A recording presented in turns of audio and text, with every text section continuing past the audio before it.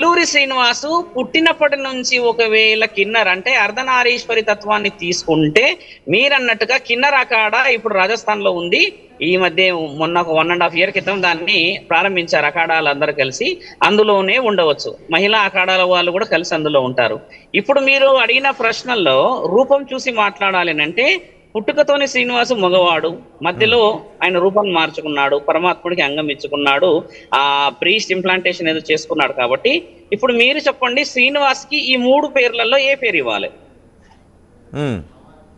కదా? కాబట్టి శ్రీనివాస్, అందుకే శ్రీనివాస్ అనాలి అంటున్నాం. ఇంకా నిర్ధారణ కాలేదు ఆయన స్త్రీతత్వంలో ఉన్నాడా పురుషతత్వంలో ఉన్నాడా. ఇప్పుడు స్త్రీతత్వం ఉంటేనేమో పురుషుల్ని పెళ్లి చేసుకోవాలి, ఇప్పుడు ఆయన చేసింది స్త్రీని.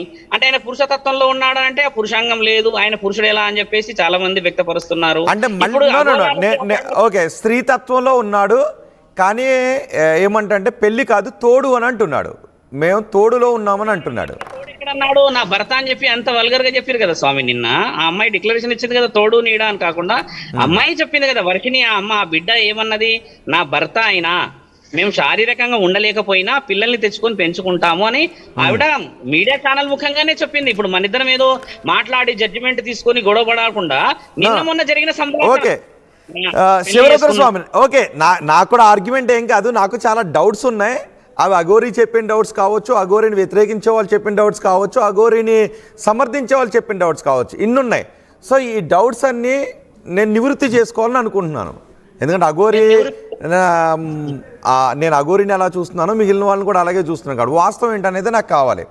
ఓకే, అఘోరీ ఎందుకు స్త్రీగా మారాడు? ఒక వ్యక్తి తన ఐడెంటిటీని చంపేసుకొని తన అంగాన్ని త్యాగం చేసేయాల్సిన పరిస్థితి ఎందుకు వస్తుంది? అఘోరీ ఎందుకు తన అంగాన్ని పూర్తిగా తీసేసుకున్నాడని అనుకుంటున్నారు? పోనీ అందులో ఏం ఉద్దేశం ఏమై ఉండొచ్చు? ఇప్పుడు చాలా మంచి ప్రశ్న. ఈ ప్రశ్న చాలా మంది మీడియా వాళ్ళు వేయాల్సింది వేయలేరు. ఇప్పుడు ఆయన ఏమన్నాడంటే జీవితంలో ఒక్కొక్కళ్ళు ఒక్కొక్క విధంగా, అంటే వారి యొక్క కోరికలను కొంతమంది ఇస్తారు, కొంతమందికి ఏదైనా తినుబండారాలు ఇష్టం ఉంటే అవి ఇచ్చేస్తారు, కొంతమంది వారికి ఏదైనా రంగు ఇష్టం ఉంటే రంగును వదిలేస్తారు. ఇలా కొన్ని వ్యత్యాసాలు ఇస్తూ ఉంటారు కదా. అలాగా నేను శివుడికి నా అంగాన్ని ఇచ్చేసాను, నాకు తండ్రి ఇలా చెప్పిండని నా అంగాన్ని నా జీవితం మొత్తం తండ్రికి త్యాగం చేశానని చెప్పి స్టేట్మెంట్ క్లియర్ గా ఆయన ఇచ్చేశాడు. ఇచ్చిన తర్వాత శివుడికి అంగం ఇచ్చిన వాళ్ళకి పైన బ్రీస్ట్ తన పని ఏముంది అని అడుగుతున్నా ఒక ప్రశ్న. పురుషత్వమే కదా ఆయన ఇచ్చేయాల్సింది. మరి పురుషత్వం ఇచ్చినాక స్త్రీతత్వం ఎందుకు ఎత్తుకున్నాడు శరీరం మీద? దాంట్లో కొంచెం మనం అర్థంగా మాట్లాడాలి కదా స్వామి. ఇప్పుడు అలా ఎత్తుకోవడం చేతనే ఇప్పుడు శ్రీనివాస్ మీద ఇంత పెద్ద ఎత్తున విమర్శలు రావడం గల కారణం ఏమిటి? Identity, what we're talking about male and female gender discussion. Person ఇచ్చేసాడు అని అంటే what about breast implantation? Why he has chosen for that? Is that for the society sake? ఎందుకు వై అన్ని తీసుకోవడం చేతనే ఈ రోజు శ్రీనివాస్ తప్పుడులో పడడానికి గల కారణాలే ఇవి కదా. ఓకే, ఇక్కడ నేను ఒక పాయింట్, అంటే నేను మాట్లాడినప్పుడు నాకు వచ్చిన ఒక పాయింట్ చెప్తాను. ఆయన మగతనాన్ని ఇచ్చేశాడు, స్త్రీతత్వాన్ని తీసుకున్నాను అన్నాడు. అంటే అమ్మవారి రూపాన్ని నేను తీసుకున్నా, అమ్మవారు స్త్రీ, అయ్యవారు పురుషుడు. సో నేను నా మగతనాన్ని ఇచ్చేసి స్త్రీతత్వాన్ని తీసుకున్నాను, స్త్రీతత్వంలో కూడా భ్రష్టు ఉంటుంది కాబట్టి నేను దాన్ని పెట్టించుకున్నాను అని అంటున్నాడు. ఒక్కటి మన ఓకే, ఇప్పుడు మన ఓకే అంటే ఒక పురుషుడు లేదంటే ఒక మనిషి మామూలుగా గుడికి వెళ్ళి గుండిస్తేనే తిరిగి వెంట్రుకలు ఎప్పుడు వస్తాయి అని ఆలోచించేటటువంటి వాళ్ళు తన మగాన్ని అని చెప్పుకునేటటువంటి ఒక అంగాన్నే ఇచ్చేసినప్పుడు మళ్ళీ దానిలో భ్రష్టు ఎందుకు పెట్టాడు అని అనుకోవాలా, లేకపోతే అంగాన్నే ఎలా ఇవ్వగలిగాడు అని ఆలోచించాలా? ఇప్పుడు అంగాన్ని ఇచ్చేసాడు, అది కూడా ఆయన రీసెంట్ గా 2024లో ఇచ్చేసిండు అని చెప్పేసి అదేదో సర్టిఫికేషన్ తీసుకొని వచ్చారు ఎవరో ఆ ఛానల్లో, నాకు అంత గుర్తులేదు. చూస్తుంటే కూడా కనబడుతుంది, మొన్నటి వరకు ఆయన బట్టలు లేకుండా కూడా తిరిగాడు కాబట్టి తీసుకొచ్చేసాడు. ఇప్పుడు బ్రీస్ట్ పెట్టుకున్నాడు, నేను శివతత్వంలో ఉండాలనుకున్నాను, అమ్మవారి తత్వంలో కాళీ స్వామి. అంటే నేను ఒక్కొక్క పాయింట్ అడుగుతాను, మీరు చాలా విజ్ఞులు కాబట్టి సో ఒక్కొక్క పాయింట్ మీకు ఆన్సర్ వస్తుంది కాబట్టి అని. అంటే సహజంగా ఒక్కొక్కరికి ఒక్కో రకమైన స్వార్థం ఉంటుంది. రాజకీయ నాయకులకి జనాల దగ్గరికి వెళ్ళి ఏదో ఒకటి చెప్పి ఓట్లు వేయించుకోవాలనే ఒక స్వార్థం ఉంటుంది. వ్యాపారస్తులకి ఏదో ఒక ప్రకటన ఇచ్చి లాభార్జన చేయాలనే స్వార్థం ఉంటుంది. సహజంగా అమ్మాయిలకో లేదంటే కొంతమంది అమ్మాయిలకో కొంతమంది అబ్బాయిలకో స్త్రీలను పురుషులను ఆకర్షించి ఏదో ఒక రకమైన లబ్ధి పొందాలి అనేటటువంటి ఇది ఉంటుంది. సో ఇక్కడ అఘోరి ఏ లబ్ధిని పొందాలని అనుకుంటూ తన అంగాన్ని ఇచ్చేశాడు? ఆ ఫస్ట్ పాయింట్ అది తీసుకుందాం. అంటే అఘోరి ఏ లబ్ధిని పొందాలనుకుంటున్నాడో అందుకు అంగాన్ని ఎందుకు ఇచ్చేశాడు? అలా ఉండదు. మీరు అడిగింది ప్రశ్న ఏంటంటే అంగాన్ని ఇవ్వాల్సిన అవసరం లేదు, ఎక్కడ రాసి లేదు అంగాన్ని ఇవ్వాలని.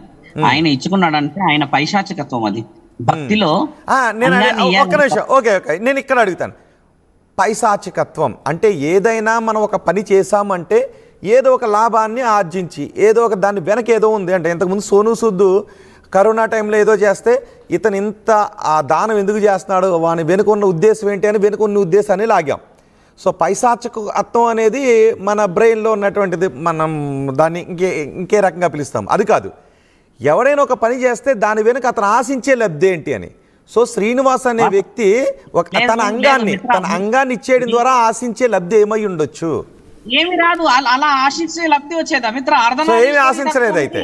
సో శ్రీనివాస్ ఆయన ఆశించడం కాదు స్వామి, వినండి.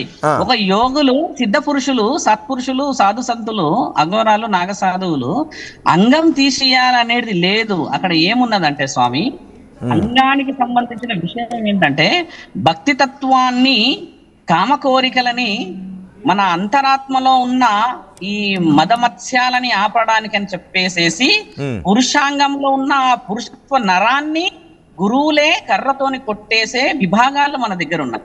ఓకే, కాబట్టి అలాంటి తత్వంలో స్త్రీ తత్వంకి వచ్చాను నేను, పురుషతత్వం ఇచ్చేసినాను అన్న శ్రీనివాసు గురుతత్వం కావాలి అంటున్నా నేను, శిష్యరికం కావాలి దానికి అంటున్నా నేను. అఘోరా తత్వంలో, అఘోరా పురాణంలో, శివ పురాణంలో ఏం రాసుంది? పురుషుడి యొక్క అంగస్తంభన కాకుండా ఉండడానికని, స్త్రీ సౌభాగ్యవతుల సంసార సాగరాలను కాపాడడానికని ఆ రోజుల్లో జగద్గురు ఆదిశంకరాచార్యుల కంటే ముందు ఇంకొక జగద్గురు ఉన్నాడు మన దగ్గర, ఆయన గారే దత్తాత్రేయుడు. ఆ దత్తాత్రేయుడు చెప్పింది ఏంటంటే స్త్రీలని కాపాడాల్సిన అవసరం, మన స్త్రీలను ఎత్తుకోబోతున్నారు మన దేశంలో నుంచి, మన సంపదని ఎత్తుకోబోతున్నారు అని చెప్పేసేసి వాళ్ళు ఏం చేశారంటే మహనీయమైన ఆలోచనలు చేసి, మీరు స్త్రీలని కాపాడాలి, ఇంటిని కాపాడాలి, సంసారాలను కాపాడాలి, మీకు కోరిక పుట్టకూడదు, కోరిక పుడితే మీరు కూడా తప్పు చేసిన వాళ్ళు అవుతారు, కాబట్టి కామం చాలా చెడ్డది కదా మిత్ర. దేవాది దేవతలే మన శాస్త్రంలో రాస్తున్నాయి, కొన్ని సందర్భాలు చదువుతూ ఉంటాం మనకి.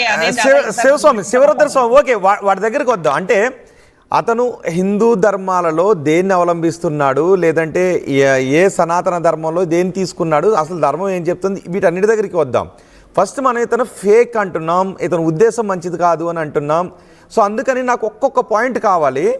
సో అఘోరి ఏ గురు పరంపరలో ఉన్నాడు, ఏ గురువు దగ్గర శిష్యరికం చేశాడు, ఇవన్నీ తీసుకుంటే అతను ఫేక్ అని అంటున్నాం కాబట్టి. సో అతను అంగాన్నే ఇచ్చేయటం వెనుక ఆయన ఉద్దేశం ఏంటి అంటే, నేను ఇంతకు ముందు కూడా చెప్పాను, ఎవరైనా వచ్చి వాళ్ళ సంపదను దానం చేస్తుంటే ఇతను భవిష్యత్తులో రాజకీయాల్లోకి వెళ్ళాలనుకుంటున్నాడా, ఇతను త్వరలో ఏం చేయాలనుకుంటున్నాడు, ఇలాంటివి మనం ఆలోచిస్తాం. ఇక్కడ అఘోరిని కూడా మనం ఫేక్ అని అంటున్నాం కాబట్టి వై ఈజ్ ఫేక్? మనం ఇతని అంగాన్ని కట్ చేసేసుకోవడం ద్వారా భవిష్యత్తులో ఏం ఆశించి అది ఇచ్చేశాడు, ఆ ఒక్క పాయింట్ మనం ఆన్సర్ తీసుకుంటే నెక్స్ట్కి వెళ్దాం. బహుశా ఇది ఆలోచించి ఉండొచ్చు. మిత్ర, ఆయన అంగాన్ని ఎందుకు ఇచ్చాడు అనేది ఆయనకు తెలిసి ఉంటుంది. నేను చెప్తుంది శాస్త్రంలో అంగం గురించి ఉన్న విలువ. మీరేంటంటే శాస్త్రంలో లేని వర్డ్ అడిగి దాని అంతరార్థం అని అడగడం, అది మనకి ఆ ప్రశ్నకి జవాబు ఉండదు. ఎందుకంటే ఆయన ఏ ఉద్దేశంలో ఇచ్చాడు అనేది ఆయన గారి ద్వారా అడిగితే అది శాసనాలలో ఉన్నదా, మన దగ్గర ధర్మంగా రాసి ఉన్నదా, దానికి రుజువులు ఉన్నాయి అన్న దానికే విలువ. ఈయన ఇచ్చేసాను అని అంటే ఆయన ఇష్టంగా ఏమి ఇచ్చాడు అన్న దానికి శాస్త్రానికి సంబంధం లేదు. ఆ శాస్త్రం వేరు, అంటే శాస్త్ర విరుద్ధంగా అతను అంగాన్ని తీయించేసుకున్నాడు అని అంటారు, రైట్? ఖచ్చితంగా శాస్త్రంలో లేదు కదా, అంగాన్ని మనం రాసుందా శాస్త్రంలో? ఓకే శివరుద్ర స్వామి, ఒక్క నిమిషం. అరవింద్ అఘోరా ఉన్నారు మనకి, అరవింద్ అఘోరాతో కూడా మాట్లాడదాం. బహుశా మీకు తెలిసే ఉండుంటుంది, పెద్ద ఆయన. అరవింద్ అఘోరా గారు నమస్తే అండి.